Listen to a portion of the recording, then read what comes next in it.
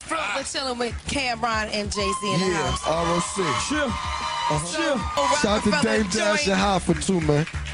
Huh? Dame Dash and Hoffa, man. Okay. Other CEOs. All right, the so label.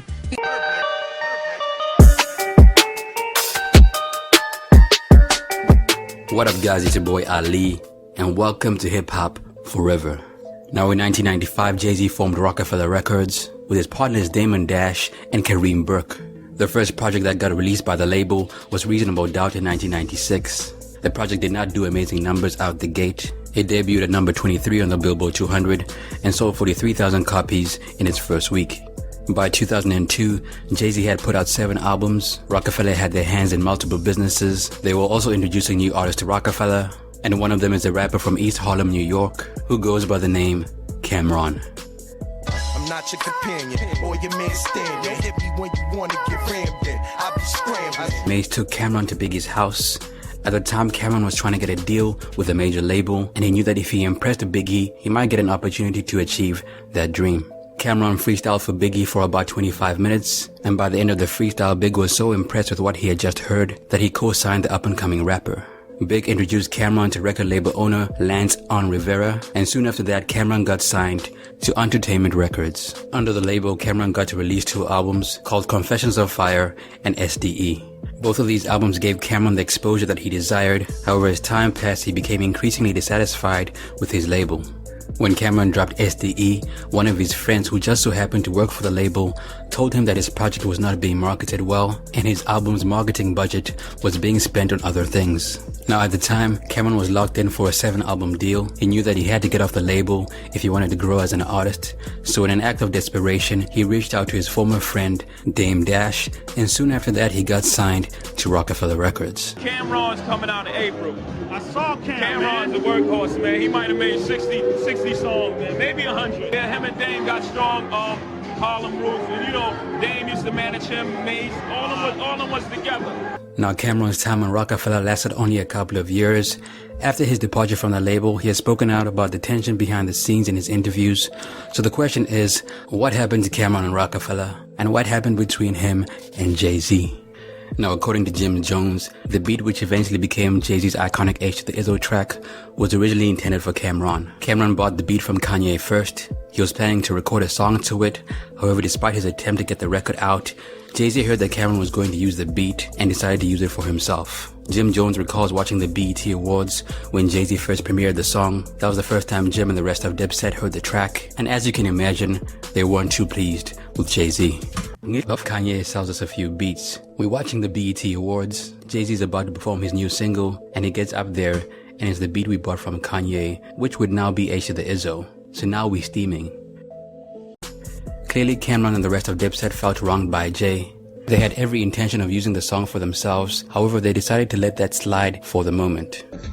Fucking Kanye sells us a few beats. We watching the BET Awards. Jay-Z about to perform his new single, and he gets up there, and it's the beat that we brought from Kanye, which would now be H to the Izzo. Now in 1999, Jay-Z allegedly stabbed Camron's boss, Un Riveria, for bootlegging his 4th LP called In My Lifetime Volume 3. At the time, Q-Tip was hosting a release party for his new album called Amplified. Several big-name artists were at the event. Diddy was there. So was Jay-Z and Busta Rhymes. So it's safe to say this should have been an event to remember. However, things went left when Jay-Z allegedly stabbed Un Riveria in the shoulder and abdomen during the event. Jay later turned himself into the NYPD. He faced 15 years in prison and was initially about to go to trial. However, after watching Puff and Shine's case take place publicly, Jay decided to take a plea deal, and this reduced his 15-year sentence to 3 years probation. This is gonna sound crazy, but I believe that helped me. You know what I'm saying? Because that put the brakes on everything. That let me know that no matter how successful you are and how much you're on your road, it can all stop. Now, during one of Beanie Siegel's interviews, Beanie got to speak about the stabbing incident that occurred in 1999. And according to him, the real reason Jay-Z stabbed Un Riveria was because Un Riveria had an issue with Jay and Charlie Baltimore's relationship. Before Biggie died, he dated Charlie. It was all over Charlie Baltimore. You know what I'm saying? Oh, I forgot. Jay liked Charlie at one time, you know what I'm saying? And that was Big Girl, you know? This didn't sit well with Un Riveria, and that's where the tension between him and Jay began. Now at this point, the tension between Camron and Jay-Z was starting to grow. Camron lost H to the Izzo to Jay. Also, Jay-Z stabbed Camron's boss. So the question is, why did Dame sign Camron to Rocafella when he knew that Camron and Jay-Z had issues? One of the reasons Dame signed Camron to Rocafella is because he was not sure if Jay-Z was going to retire or not. According to Dame, Jay-Z has been retiring since he released Reasonable Doubt. Dame signed Camron MOP ODB to Rocafella because he wanted to make sure he had a replacement for Jay. Dame also wanted to build a team of artists that would essentially help each other make better music, and that would in turn make Rocafella a bigger entity. According to Dame, Jay is not the type of artist that would jump on a new artist's first single. Jay would usually let them build a name for themselves before he jumped on their songs. It appears Dame had a slight issue with this formula. He wanted to use Jay-Z to break new artists. However, Jay-Z had other things in mind. I'm always thinking that Jay has been retiring since Reasonable Doubt. And if you notice, he really does not jump on any of his artists' first singles or nothing like that. So it's not like he makes it that much easier to break the artist. You know what I'm saying? It's like tough love at The Rock. So I'm like, if I can get some other people to blow up, then they can help each other. I'm always trying to create a team. We always roll easier and better and bigger with a team. You know what I'm saying? Why you think I got Old Dirty Bastard, MOP, Camron? None of them came from The Rock. They were free agents that had been out other places. So I'm trying to bring the best team together. I'm always thinking that, and Jay's retiring. And Jay wants what he wants when he wants anyway. So it's not like I can use him to propel the rest of the artists. Everyone knows that. Now clearly Dame wasn't too sure where Jay's mind was at. Jay was always talking about retiring, so he wanted to make sure he had a replacement for Jay if he truly did decide to retire. Now Camron got to speak about the origin of his beef with Jay-Z on hotnewhiphop.com. According to him, Dame was the reason he signed to Rocafella. After his label situation with Sony and Epic did not work out, Dame came to his close friend's aid and offered him a deal with Rocafella. Now in 2000, Camron released a song called Let Me Know.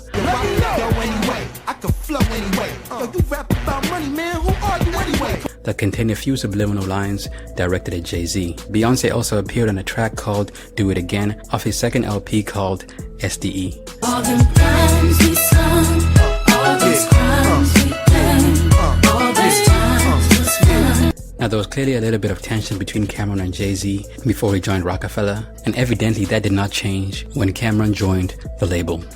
Now when Camron got to Rocafella, he approached Jay with the intention of recording music with him. Jay was usually doing his own thing. Whenever he would ask Jay to do a song, Jay would just nod and keep it moving. It appears Jay wasn't interested in jumping on every single record unless he knew it was going to be a hit. Now Camron did not like this approach. He had a conversation with Jay about their tension, and as a result they decided to squash their issues and keep it moving.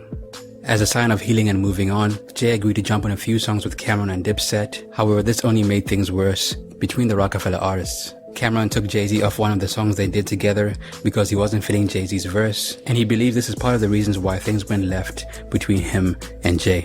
Basically, when I got over there, cause Dame did a favor for me, cause I was at a bad label with Sony, and he did a favor bringing me over there. So when I got there, I went over there very polite, cause they already had their situation established. So I see Jay at the studio, and I'll be like, you know, let's do a song. Let's do this. And he'll just look at me like, just like that. So I'm like, alright, we just heating up. He just like put himself on a couple of records, and I wasn't feeling what he did. So I took him off the song. I wasn't feeling the verse, and I'm not dissing him. I like Jay-Z's music, I just wasn't feeling his verse. I'm not gonna lie. Now it's obvious that most artists don't like it when their art is critiqued to the highest degree. So it's safe to say that Jay-Z probably felt some type of way about being left off the songs that he and Camron did together.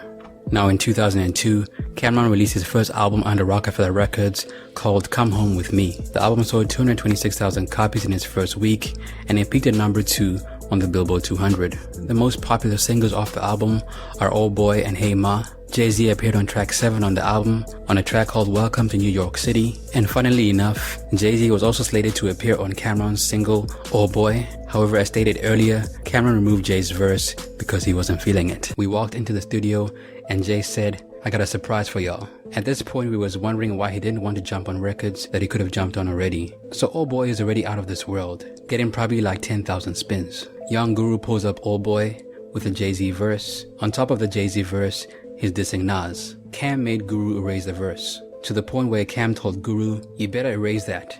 I don't ever want to hear that.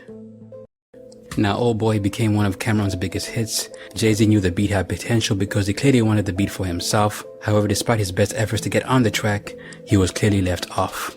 To make things worse, Camron took Jay-Z off the Old Boy remix and called Jay-Z's verse whack. I'm sure that did not sit well with Jay-Z.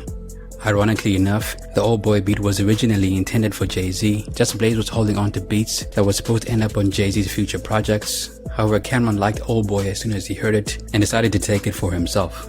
Just plays the Old Boy beat. The Old Boy shit, that was Jay record. Can't shut the fuck up. We took that. That was ours. Strong arm. Good looking, Just Blaze. So we like, fuck it, we just looped the shit up. Put our verses on and took it to the radio. Then you didn't mix it down, you just put it out, and it bubbled. Now, another reason why Jay and Camron had issues is because Dame Dash offered Camron the vice president job at Rocafella. As stated earlier, Dame was always trying to find a replacement for Jay. In his mind, Camron and Beanie Siegel were obvious contenders for that position. However, Dame made the decision to offer Camron the vice president job without consulting Jay, and to many, that move was the beginning of the end for Rocafella. I told Beans, I'm gonna make you a vice president. Cam, I'm gonna make you a vice president. But the way a boss does, Cam went to the radio, quick, just when we were discussing it, and told the whole world. We hadn't even negotiated it. At the time, Camron didn't know if he wanted that position or not, but it's safe to say that he was strongly considering it. I don't even know if I'm gonna take on the role as of yet. Me and Damon are still talking about it. But I mean, I can have it. It's mine. It really went south. He went somewhere or something, and Dame offered me the job to be like vice president. He made me an offer, and Jay-Z probably felt they didn't consult him, and everything kinda went south from there. Now, Jay-Z was on vacation when he heard that Dame had appointed Camron as the VP of Rocafella, so upon hearing the news, he made sure to put a stop to Dame's move. That's not taking effect as of yet. I think the talk is a little premature as of right now. Despite his problems with Jay-Z, Camron still continued to drop music under Rocafella. He released a track called Show You How, dissing Nas, and on December 7th, 2004, Camron released his 4th studio album through Rocafella Records called Purple Haze. Purple Haze will be out the second Tuesday in February. It's crazy. I got a bunch of songs. Before Purple Haze, I'm going to have Volume 5, Diplomat Volume 5 out, so look out for that on the street like the first week in November. It debuted at number 20 on the Billboard 200 and sold 123,000 copies in the first week. Now, Purple Haze was a pretty good album. You can play that project from beginning to the end without skipping any tracks. However, despite receiving positive reviews, Camron believes it wasn't promoted very well and thus requested his release from Rocafella Records. Now, Camron got to speak about his business relationship with Jay-Z while he was at Rocafella. Whenever he wanted to release any music, he had to get the go-ahead from 6 people, and one of them was Jay-Z. During Camron's time with Rocafella, there were obvious issues between him and Jay. However, despite their differences, Jay would always make sure Camron's music was able to come out. Jay was always about his business, and he did not let their personal problems interfere with Camron's ability to make money. No matter whether me and Jay got along publicly or even in private, what I tell people is me and him may not have been even speaking. But when I had to do what I had to do, I had to get 6 signatures to do anything. Jay-Z signed off on everything, whether it was Diplomats or Joel's or anything that I did. So maybe we may not have been on the same page personally, but business-wise, he never held me up from doing anything. At this point, Camron and Jay appeared to be cordial. They were not friends, but they didn't let that get in the way of their business relationship. In 2004, Jay, Damon, and Biggs sold the last 50% of Rocafella to Def Jam. This move ultimately pushed Dame and Biggs out of the picture, and as a result, Jay became the president of Def Jam. After the split, Camron and Dipset sided with Dame Dash and Biggs out of loyalty, and as you can imagine, the tension between Camron and Jay-Z began to grow. Camron was shot in 2005. He was driving away from a popular club in Washington, D.C. when a few men approached him and tried to take his Lambo. Camron didn't give in. He attempted to drive away from the hijackers. However, they fired at him when he attempted to flee. A bullet passed through both of Camron's arms. However, despite being outnumbered and shot, Cam was able to escape his attackers and get himself to the nearest hospital where he was treated. I didn't give the car up because I paid $250,000 for it. And I'm not just giving up anything to anybody because they're waving a gun around. After making a recovery, Camron went back to work and he released another album called Killer Season in 2006. The album peaked at number 2 on the Billboard 200 and sold 114,000 copies in its first week. In the same year, Camron released a track called You Got to Love It. On the track, Camron takes multiple shots at Jay-Z. He accused Jay of blocking him from getting the vice president job during his Rocafella run. He accuses Jay of stealing Kanye from Dame, stealing Rockaware. The song had a few lines about Beyonce, and also made assertions that the people who attempted to hijack him in 2005 threw up the Rocafella diamond hand signal, alluding to the fact that Jay-Z was somehow responsible for the shooting. However, upon hearing Camron's accusations, Jay-Z referred to him as a snitch.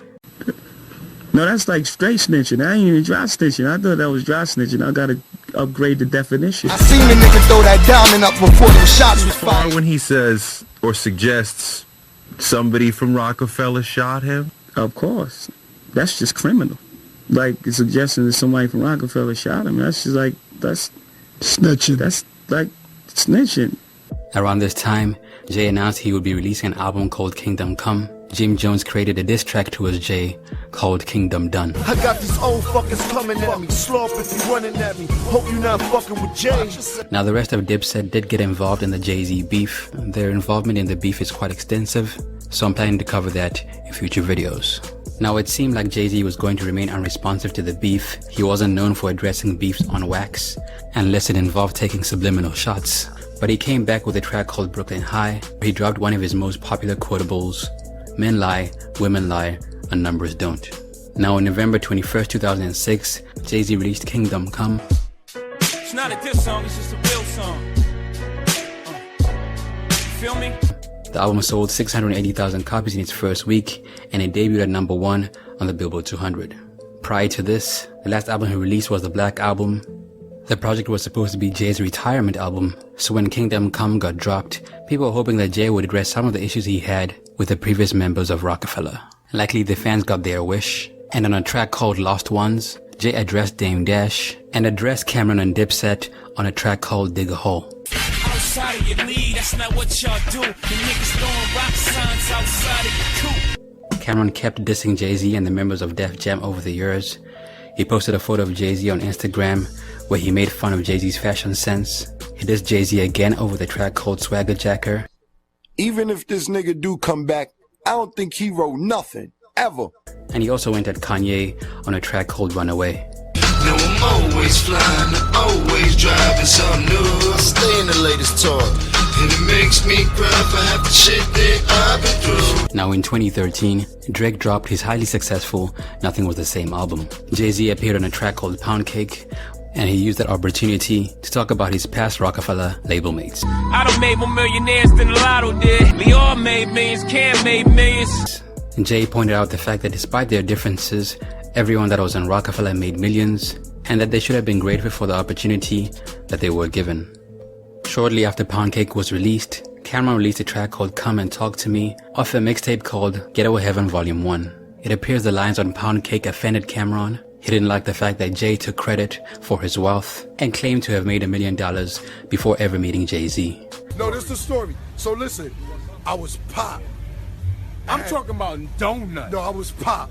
After 2 albums, I was pop. I'm talking about zero, man. Pop.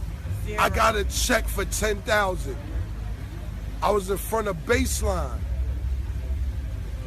I lost the $10,000 check. Word the mother! I lost remember the check. that. Yo, we in front of the studio. I'm dead pop. I just signed a Rocafella, but I'm dead pop. I done gamble, did all type of stuff. I'm dead pop.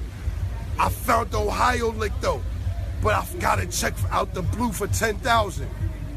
I lost it.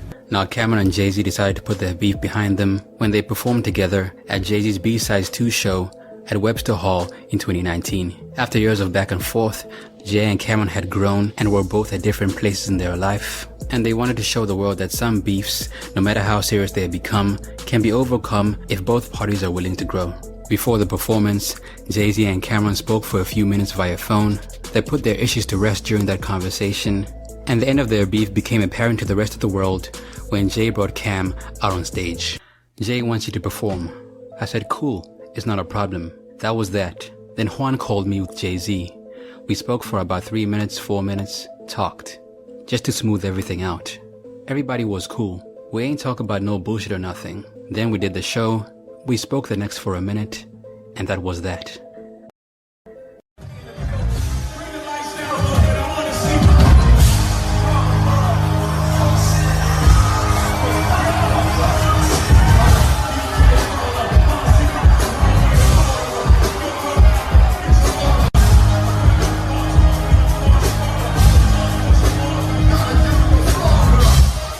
After their performance, Camron and Jay-Z made amends. They aren't necessarily the best of friends, but they remain cordial despite all the tension that happened in the past. Camron is still very relevant today. His Spotify page gets about 2 million monthly listeners per month. He dropped a sequel to Purple Haze called Purple Haze 2 in 2019, and he seems to be doing very well amongst his core fan base. Jay appears to be squashing a lot of his old beefs. He has grown as an artist. However, I know a lot of us are wondering and waiting to see if he'll ever reconcile with Dame Dash. That's it for me, man. It's your boy Ali. What happened to Camron and Jay-Z in your opinion? Let me know down below. Also, if you have any video requests, be sure to let me know as well. Peace.